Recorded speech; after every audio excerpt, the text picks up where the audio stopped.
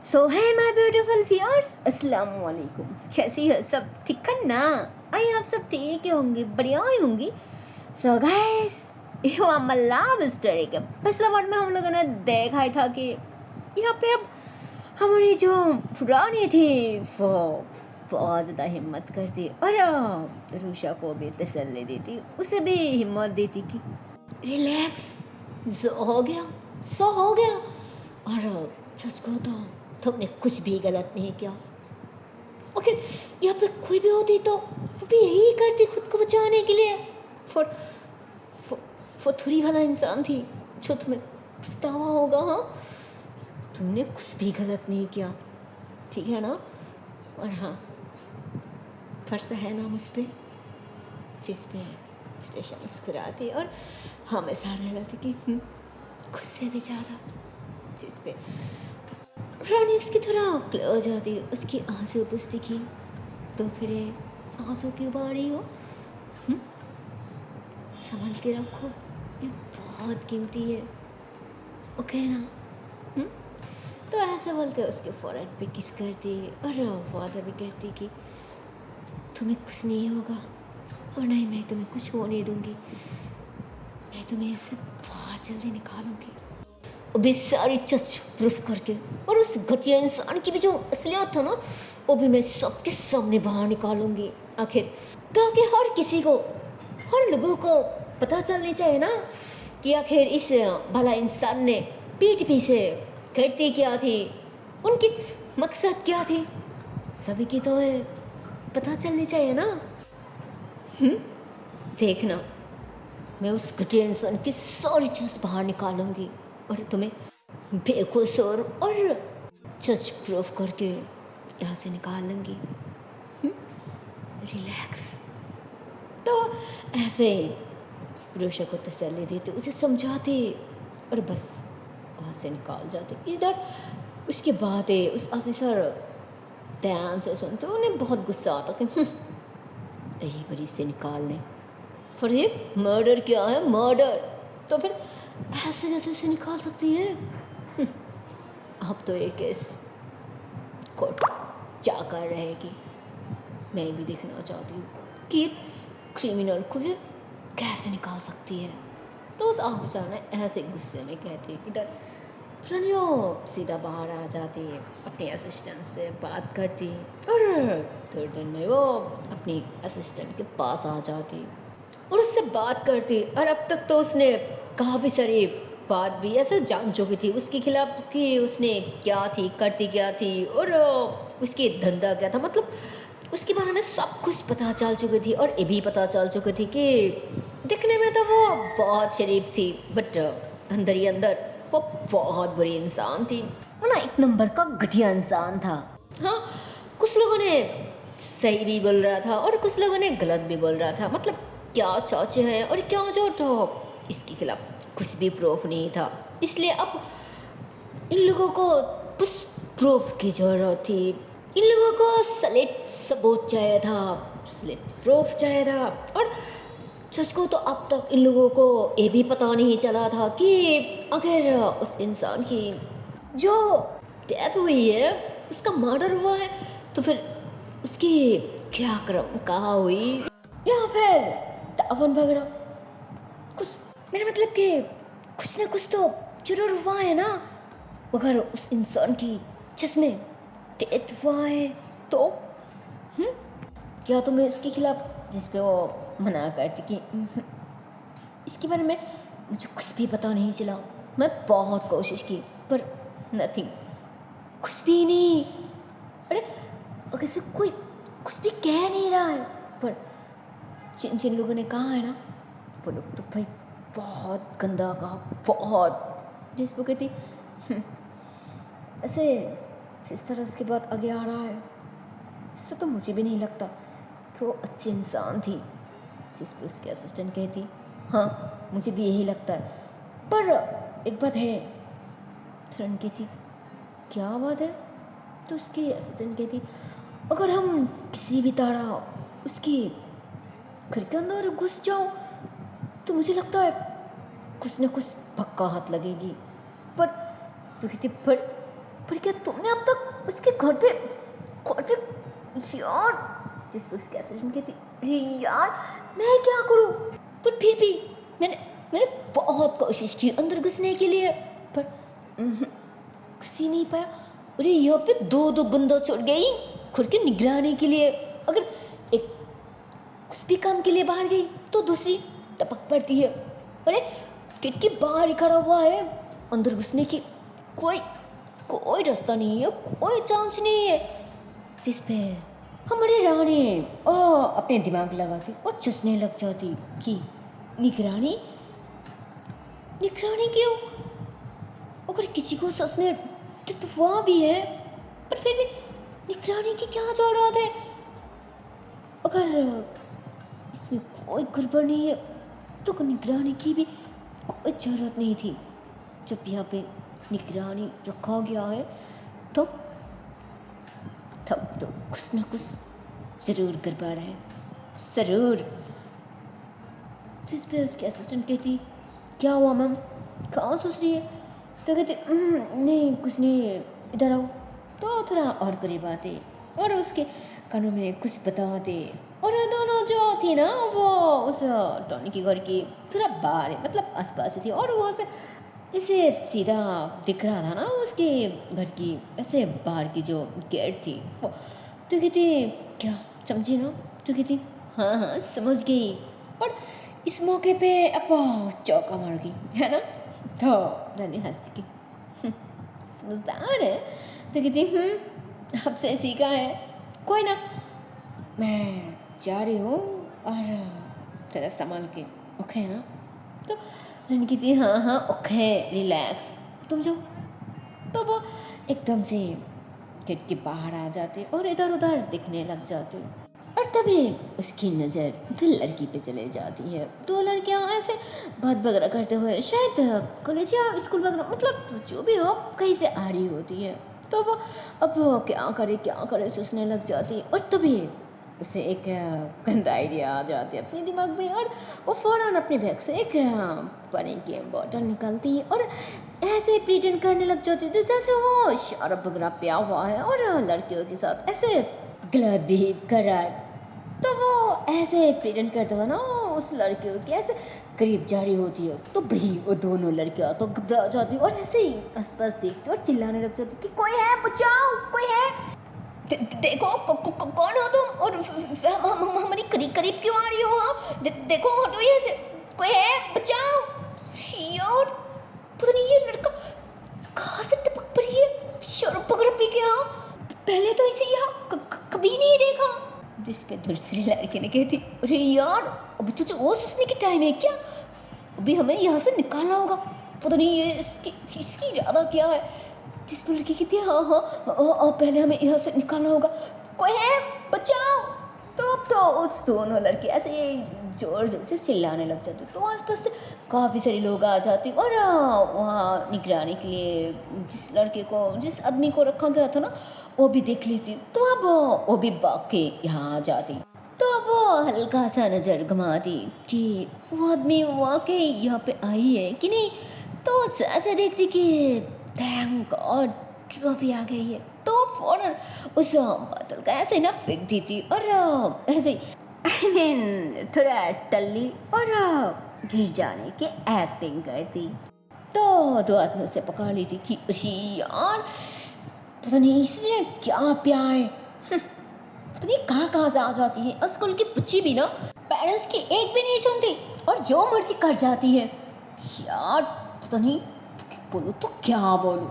तो एक आदमी उसे पकड़ते हुए ना ऐसे कह रही होती है, और तभी वो जो गार्ड था ना वो करीब आती कि हाँ उसका ऐसे ही हो रहा है, कोई ना अब पीछे ना मेरी हाथ पे छोड़ दीजिए, फिर देखना मेरा कमल, मैं इसका ऐसा हल करूँगी ना कि अगर कुछ भी करने से पहले 100 बार सोचेगी और मम्मी पापा को गार्ड बॉय बन के रह जाएगी। तो वो ऐसा बोलकर ना उसके ऐसे शोल्डर से पकड़ती, तो आदमी कहती हाँ तुम ही संभालो, लगता है तुम्हारी टाइप की है, हमें किया चला रे सब फुजुल में, हमारी काम छोड़ के हम यहाँ आ गई, क्या क्या यार। तो अब ऐसे बोल के सबकी सब इधर उधर चलना स्टार्ट कर दी, और ऐसे ही सारे के सारे लोग इधर उधर भगने लगते हैं ना। तो इतने में ही वो आदमी उस लड़के को ऐसे बहुत ही अच्छे से पकड़ती और धीरे से, मतलब और एकदम से कानों के पास आती और कहती, अरे साले, अगर तुझे पीना था तो मुझे बताती ना। अरे तुझे पता भी है हमारे पास क्या कुछ नहीं मिलता। अरे हमारे पास सब कुछ मिलता, सब कुछ। अरे सिर्फ ये नेशा वाली चीज़ नहीं, साथ साथ वो क्या, समझी ना? जिस पे वो लड़का उसे एकदम से, मतलब गुस्से से घूरती और फिर एकदम से हंसती थी कि अच्छा बहुत मज़ेदार मिलती है क्या, और साथ साथ वो क्या क्या क्या मिलती। तो कहती, अरे यार अभी तो नशे में है ना, तो नहीं समझ पाएगी। तो कहती, अरे पता है ना मैं बाद में कभी आ जाऊँगी ना। तो कहती, अच्छा तो सुन, अरे हम जब इंजॉय करती हो ना, तब ये नशे के साथ साथ हम तो बहुत अच्छा सा मजा भी लेते हो ना। और नहीं तो इंजॉय थोड़ी बनती है, पागल है क्या। अबे पागल, जो हो गया सो हो गया।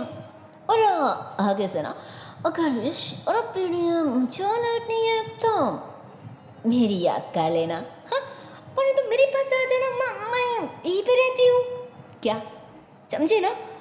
तो वो गुस्से से एक लोग दी थी और दिल में उसको तो बहुत सारा गुस्सा आ रहा था कि मजा लौटनी है तुझे, हो उस सीधे सारे भोले भाले लड़कियों के साथ। पता नहीं आज तक तुम लोगों ने कितनी लड़कियों की ज़िंदगी बर्बाद किया। तो मतलब वो दिल में गुस्से से, बहुत गुस्से से होती है। और फिर एकदम से ना फिर से वो नशे वाली हरकत करती और उसे इतने जोर से भाई कचरे में धकेल देती है ना, भाई क्या बोलो, जिसपे अब उसकी पूरी हालत एकदम से गंदा हो जाती और उसे तो कोई पहचान भी नहीं पा रही थी। और वो एकदम से पागल की तरह हंसने लग जाती, कूदने लग जाती। और उसे तो बहुत गुस्सा आ रहा था कि अबे पागल है, तूने क्या किया, मुझे क्यों गिरा दिया, हाँ ऊपर कर मुझे। दिखती, हाँ मैं नहीं कर सकती, हाँ मैं नहीं कर सकती, मैं जा रही हूँ, हाँ मैं जा रही हूँ। तो ऐसे बोल के ना ऐसे पीछे की तरफ टर्न होती। तो अभी भी वो जो उधर लड़की थी ना, वो एकदम से डरा हुआ और एक साइड पे रुका हुआ था। तो वो अब धीरे से एकदम से डरमल होके उन दोनों के पास आती कि आई एम सो सॉरी, मेरी वजह से आप लोगों को तकलीफ हुआ, आप लोग डर गए थे। एक्चुअली मैं कोई शराबी नहीं हूँ। अरे वो कोई रीज़न की वजह से मुझे थोड़ा सा ड्रामा करना पड़ा, एक्टिंग करना पड़ा, दैट्स सर, और कुछ नहीं। प्लीज़ हो सके तो मुझे माफ़ कर देना प्लीज़। तो ऐसे बोलती और बस वहाँ से ऐसे आगे की तरफ चलना स्टार्ट कर देती। वो दोनों कहती, मतलब ड्रामा, अरे ऐसा ड्रामा कौन करती है, पागल है क्या। तो दोनों अब वो उसकी तरफ देख रही थी, वो चल रही थी और दोनों देख रही थी और ऐसे मुस्कुरा रही थी कि ऐसे को तो लड़के इतना भी बुरा नहीं है। तो दूसरी ने कहती, हाँ वाकई बहुत ही हैंडसम है। तो अब ये दोनों के दोनों अब उसे स्टॉक करने लग जाते, उसे देखने लग जाती और फिर कहती, यार हम भी ना, अरे चल लेट हो रहा है। तो दोनों वहाँ से ऐसे मुस्कुराते हुए चले जाते और वो भी ऐसे उस घर के बाहर आती और रानी को कल पे कल करने लग जाती। तो कहती, अरे क्या हुआ, कल क्यों करे, सब ठीक तो है ना, तो सब संभाल तो लिया ना, हाँ। तो हंसती कि हाँ सब संभाल लिया। अबे साले अब वो कचरे में हडूडू खेल रहा है, सौ टेंशन की कोई ज़रूरत नहीं है। और मुझे नहीं लगता कि वो इतनी आसानी से वहाँ से निकाल पाएगी। और अब तो अंधेरा भी हो रहा है ना, तो चिल, अब वो क्या मैं आ जाऊँ। तो कहती, ऐसे आसपास कोई है तो नहीं है ना। तो कहती, पूरे की पूरे संसार है और मुझे नहीं लगता कि इधर कोई भी आती भी है। जिस पर रानी कहती, ओके फिर आ जाना, और हाँ तरह अस्से से लग करके आना ताकि कोई भी आ जाए हमें पता चले। तो कहती, ओके ठीक है। फिर वो भी उससे धीरे से अंदर घुस जाती और इधर उधर देखते हुए वो एकदम से घर के अंदर घुस जाती। और अब तक तो पूरी की पूरी अंधेरा हो चुकी थी और जैसे 7 से 8 बज रही होती है तो दोनों एकदम से घर के अंदर घुस जाती। तो वो इधर उधर देखती कि मैडम मैडम, जिस पे फ्रेंड कहती क्या चिल्ला रहा है, पागल है क्या, मैं इधर हूँ।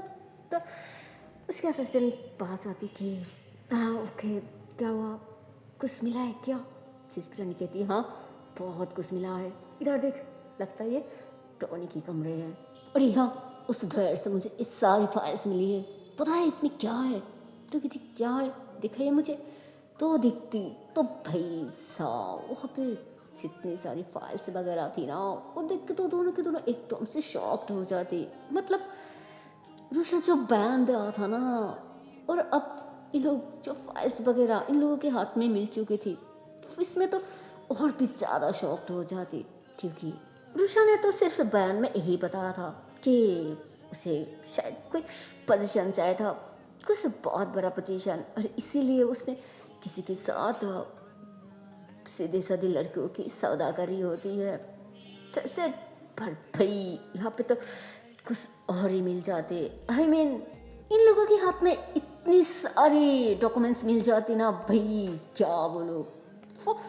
वो टोनी ऐसा कोई भी गलत काम नहीं था जब उसने क्या नहीं था, हर गलत काम के साथ उसने इन्वॉल्व थी।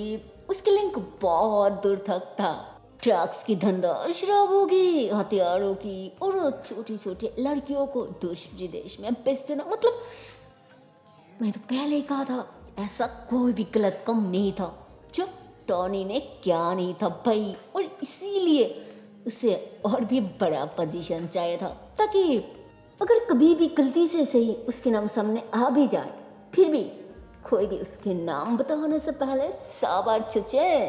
और सच को तो आजकल जमाना ऐसी है ना कि अगर किसी के पास पैसा है, पावर है, क्षमता है, तो उसे यही लगता कि फिर मेरे पास सब कुछ है तो मैं कुछ भी कर जाऊँ, किसी ने भी मेरे एक भी बाल बका नहीं कर सकता। तो उसकी भी यही चॉइस थी, यही विचार थी कि अगर मेरे नाम कभी भी सामने आ भी जाए, फिर भी मुझे किसी ने कुछ भी नहीं कर सकता, कुछ भी नहीं। अरे किसी ने तो मुझे छू भी नहीं पाएगी। साजा दिलाने वाली बात तो बहुत दूर की है, वो तो लोगों की ख्वाबों में रह जाएगी। इसीलिए उसे थोड़ा बड़ा पोजीशन चाहिए था। खैर यहाँ पे काफ़ी सारी प्रूफ फ्रानी को मिल चुकी थी, और वहाँ पे कुछ और भी कागजात था जो शायद डॉक्टर की थी।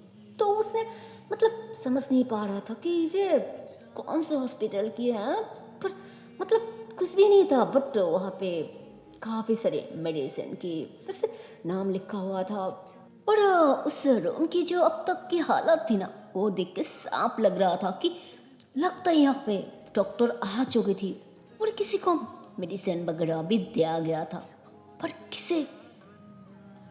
और फिर मैंने एकदम से सोचती कि टोनी अब तक जिंदा तो नहीं है।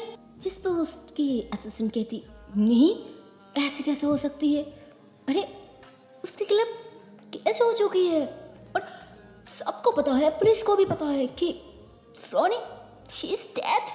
तो फिर सिस्परेनी कहती हाँ वो तो ठीक है, पर एक बात सोचो, अच्छे से सोचो, रोशा यहाँ पे थी, ये बात ज़्यादा बाहर वालों को बिल्कुल नहीं पता था, सिर्फ उसके करीबी वालों को पता था।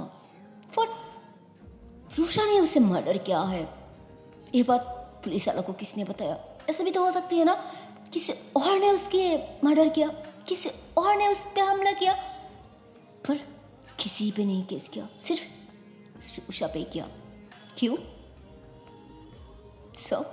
ये बहुत बड़ा साजिश है।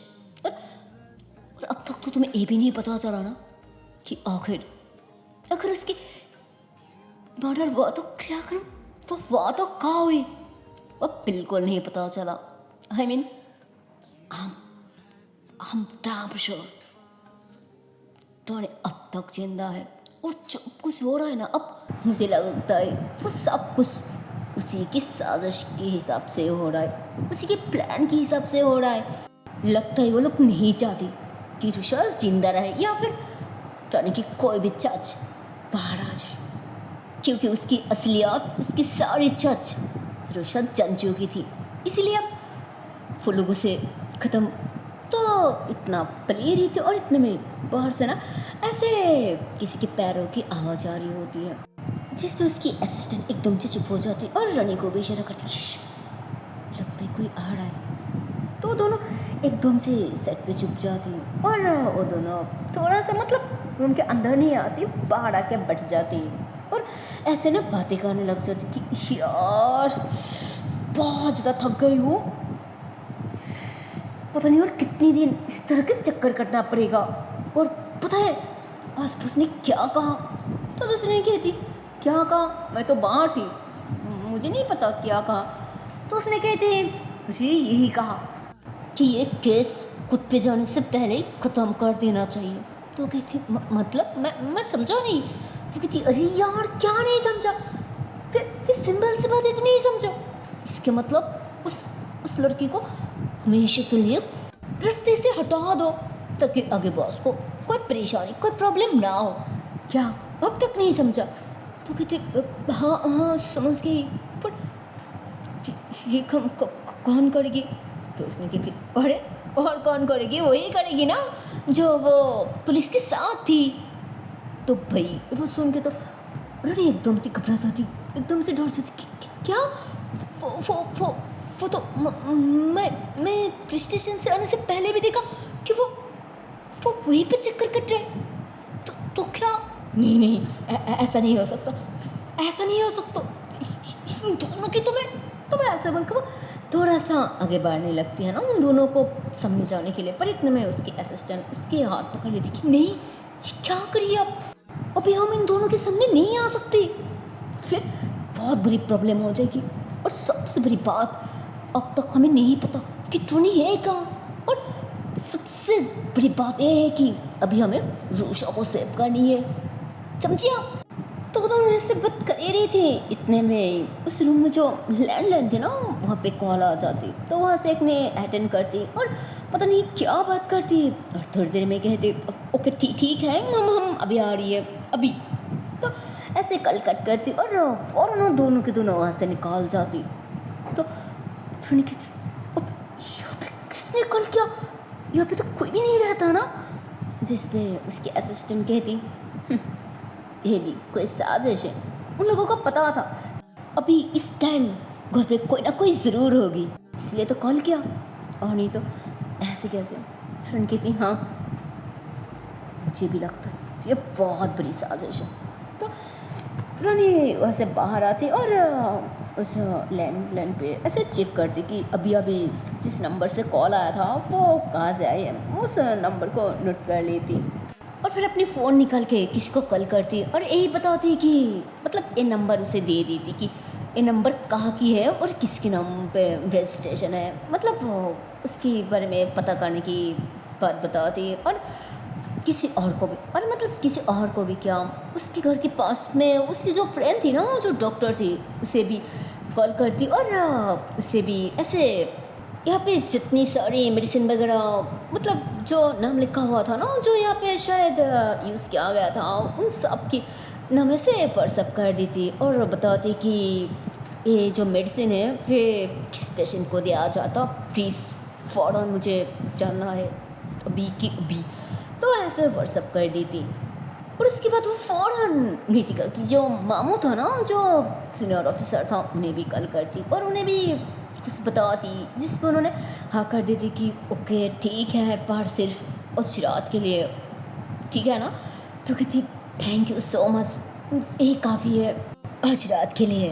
तो फिर उन्होंने कल कट कर दी थी और वो दोनों के दोनों अब सारी वहाँ पे जितनी सारी सबूत वगैरह मिल चुकी थी ना वो सब कुछ हाथ में उठा ली थी और फ़ौरन वहाँ से निकाल आती और वहाँ से निकाल आती मतलब वो दोनों पार आ ही रही थी और इतने में वहाँ पे एक कार आके रुकती और वहाँ से 4-5 आदमी निकालती और फ़ौरन ऐसे भागते हुए अंदर की तरफ जा रही होती है, क्योंकि वो ऊपर से यही ऑर्डर आ चुकी थी, मतलब किसी ने उन लोगों को भेजा था कि अगर रुषा मिल चुकी है फिर तो बहुत सारी बातें सामने आ जाएगी और इस घर पे तो बहुत सारी सबूत वगैरह था ताकि वो किसी के हाथ में ना आ सके, इसलिए वो सब छुपाने के लिए या फिर शायद जला देने के लिए इन लोगों को भेजा गया था। बट इन लोगों को क्या पता था कि ये लोग आने से पहले ही वो सारी सबूत किसके हाथ में लग चुकी थी। खैर वो लोग अंदर जाते बट उन लोगों को कुछ भी नहीं मिलती। उन लोग सभी को गुस्सा आ जाती कि बस तो कहा था वहीं पे, पर सब कहाँ गई। तो वो लोग ऐसे ही टेंशन में पड़ जाती, पर फिर भी पागलों की तरह इधर उधर ढूंढ रही होती है। दूसरी कमरे में भी ढूंढ रही होती है और इधर वो दोनों के दोनों आई मीन रोशा और उसकी असिस्टेंट वो दोनों वहाँ से निकाल जाती। और यहाँ दूसरी तरफ हमारी जो रोशा थी वो अब तक पुलिस कस्टडी में थी, वो सेल के अंदर थी। और भाई आप लोगों को क्या बताओ, हमारी रानी हो तो अपने फ्रेंड की मतलब नीतिका की मामू को वैसे वैसे तो नहीं कॉल किया था ना। ऑफ कोर्स ओ किस खास काम के लिए कॉल किया था, जैसे उसने ही बताया था कि हो सकती है रोशा की जान खतरे में है, इसलिए कि आप बाहर के लिए कुछ ज़्यादा फोर्स बुला सकती है।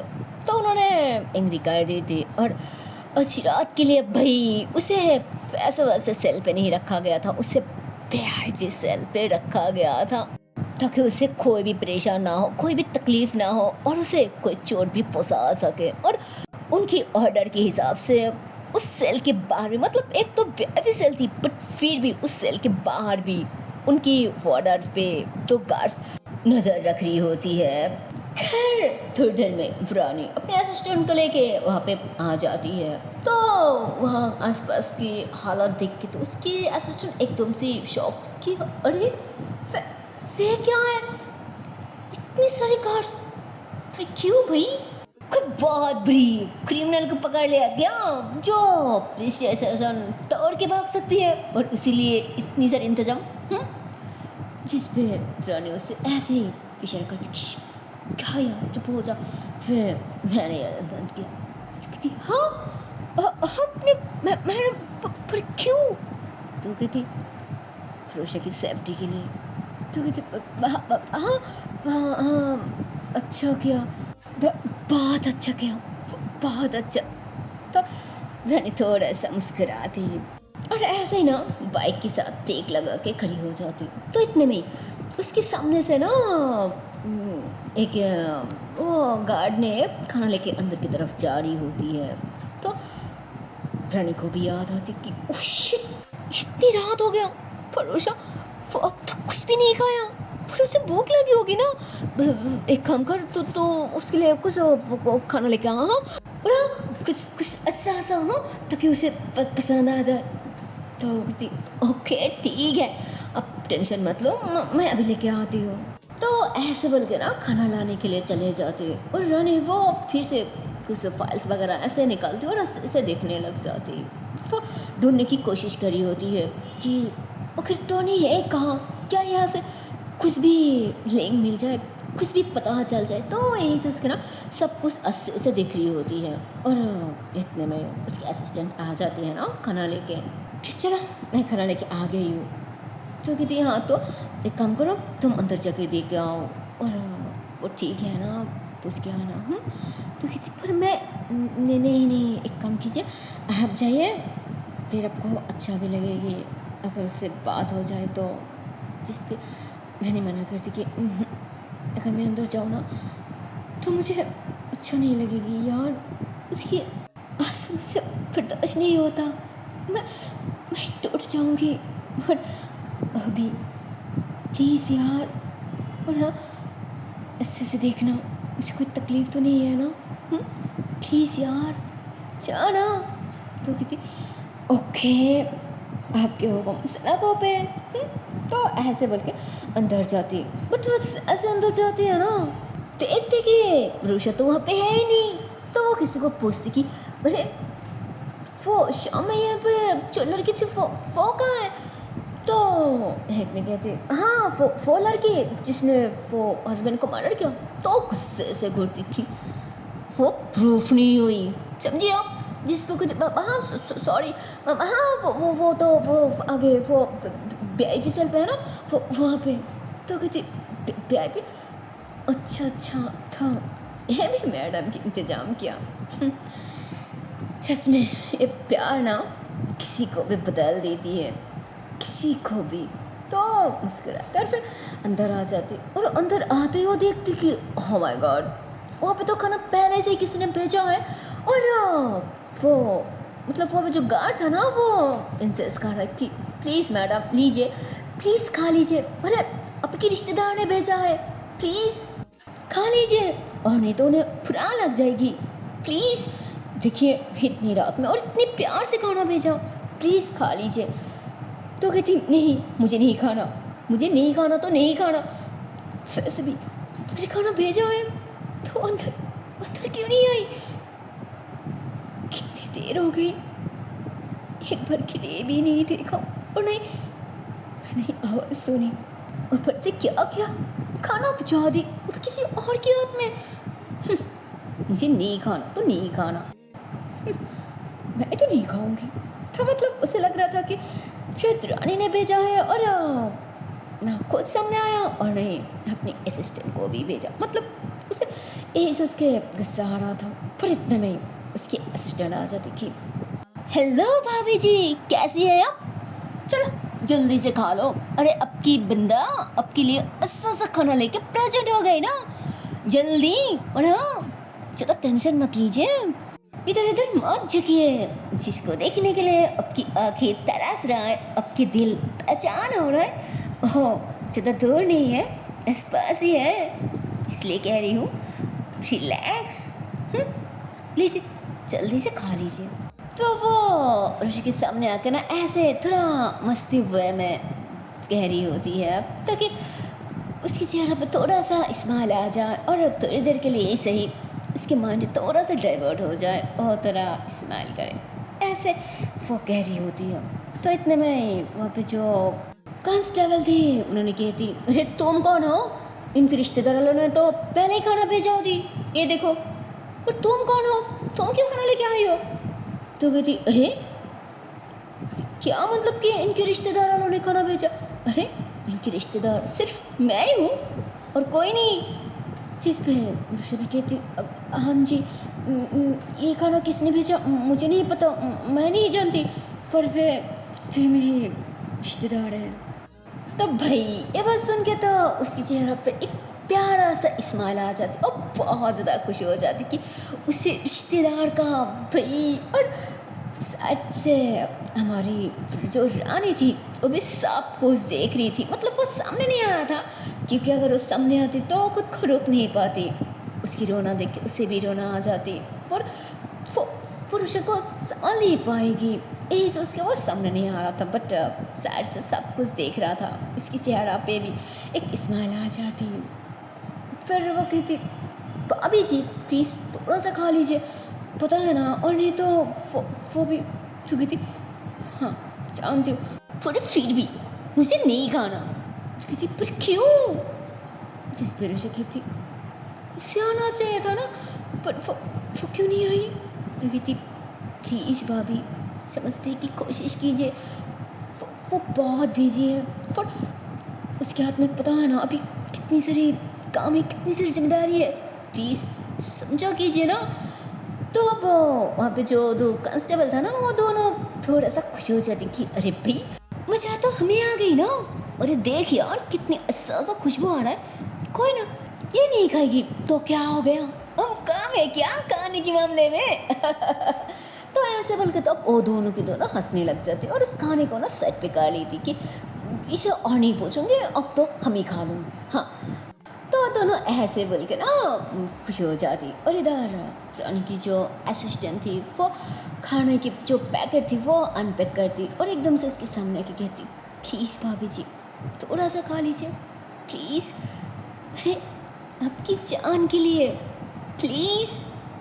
तो उसके सुन के उसकी आंखों पे एकदम से आंसू आ जाती कि जानती हूँ जब तक मैं नहीं खाऊंगी तब तक वो भी भूखी रह जाएगी, इसीलिए खा रही हूँ। हाँ तो उसके असिस्टेंट हंसती थी मैं भी तो वही कह रही हूँ ना प्लीज़।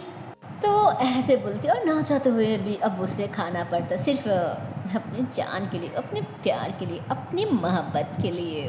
और और ज़्यादा नहीं खाती, बस तो उसे 3 बाइट लेती और फिर एकदम से छोड़ देती कि नहीं मुझे और नहीं खाना, मुझे और नहीं खाना। वो बहुत इंसिस्ट करती पर फिर भी वो नहीं खाती कि बहुत हो गया, प्लीज़ तुम्हारी बात मान ली ना, उनकी बात मान ली ना, तो फिर प्लीज़ तो मान जाती कि ओके। तो ऐसे बोलती और फिर ना अपने हाथ में जो खाने की पैकेट था ना वो फेंकने वाली होती है, इसलिए वो वहाँ पे जो छोटी छोटी डस्टबिन होती है ना वो ढूंढने वो लगती। और तो भी अचानक इसकी नज़र वो एक साइड पे चले जाती जहाँ पे भाई हमारी रानी ठहरा हुआ था, वो रुका हुआ था और वो वहाँ से भी बस अपनी जान को देख रही होती है। बस रोशा कोई नहरी होती है तो वो कहती मैमा, तो इतने में वो इशारा करती क्या कर रहा है, हो गया ना, तो कहती हो गई, ये मैं फेंकने वाली हूँ, तो इशारा करती मत फेंको, इधर लेके आओ। तो कहती हाँ, तो कहती इधर आ जाओ, तो कहती अब हाँ ठीक है ठीक है। तो फिर वो खाना फेंकती नहीं, हाथ रख लेती और ऐसे शक्ल कहती हाँ वो भाभी जी मैं चलती हूँ, और हाँ टेंशन मत लेना, देखना कल तक सारी प्रॉब्लम सॉल्व हो जाएगी और शाम तक अब दोनों साथ में होंगी, ट्रस्ट मी।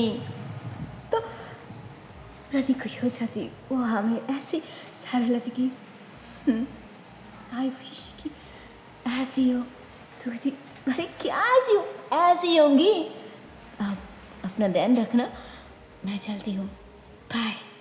तो ऐसे बाय करती हूँ और छत पे आ जाती कि मैडम आप यहाँ क्या करी है, अगर आना था तो सामने आ जाती ना, इसमें प्रॉब्लम क्या थी।